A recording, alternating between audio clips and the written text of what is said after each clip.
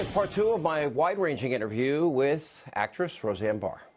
How should we handle these controversies as in other words, Samantha Bee, she then apologized, or Bill Maher, the stuff that he said over the years that are pretty atrocious. I don't agree with him.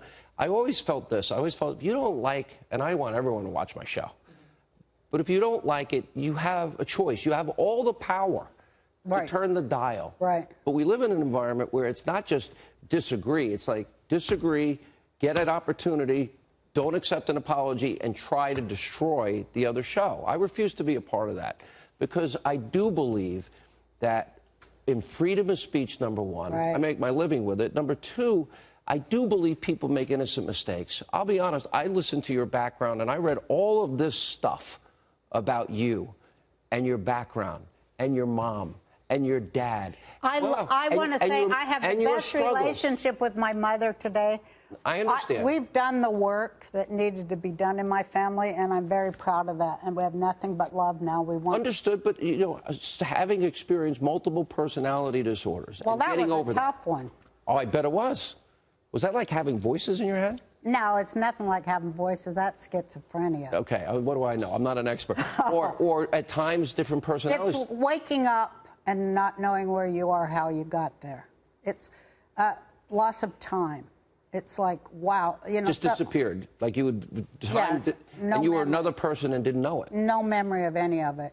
And people would tell you. Like when I had multiple, you know, it's called dissociative identity disorder now. I had something like 4 prescriptions for glasses. Oh. But I did wake up and find myself in unsafe places and didn't know why I put myself there. And that's just terrifying. And, you know, I no longer do that. But, you know, my whole life I spent it like that. One time I woke up in a truck in New York City. I don't think there's one viewer, Roseanne, honestly, that doesn't have a family member, a friend, a neighbor. With mental health issues? Oh, seriously, I think everybody watching knows somebody. And when I hear it, it's what you just described to me. Sean, it's scary.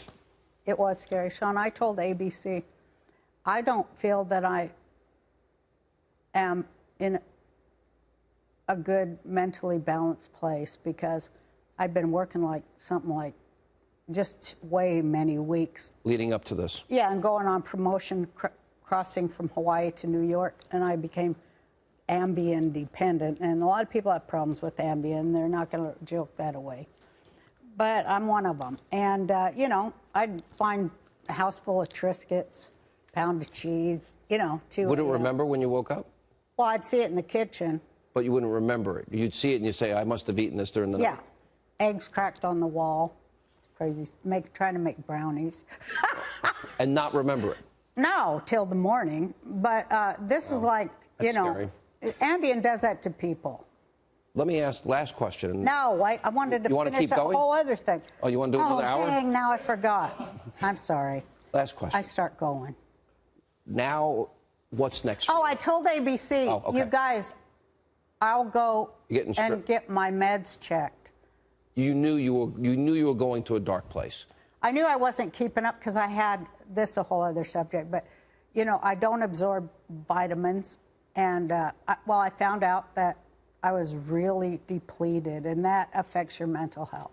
You think you were doing way too much and not getting the time that you need? No, because I'm supposed to go to the hospital every 8 weeks and get infusions because I don't absorb iron and you hadn't done vitamins. And I just kept saying, I wanted that show. I wanted a second season so bad that I worked myself, you know, almost to the end. Tell me what's next for you. Porn. No, I'm. Really? No. You know. No, I'm kidding. What's next? Porn. There's your headline. You know. No, I'm just loving doing my own stuff in my own studio and want to get back on stage. You want to hold that mic? I do want to go back on tour. Yeah, I want to go on tour and do my stand-up because my stand-up, I just love and look. I love looking out there, and I don't have I have a really diverse audience of fans. And I'm very proud of that. You know, I don't just have preaching to the converted. I got all kind of opinions, and I try to unify what's universal between all of us.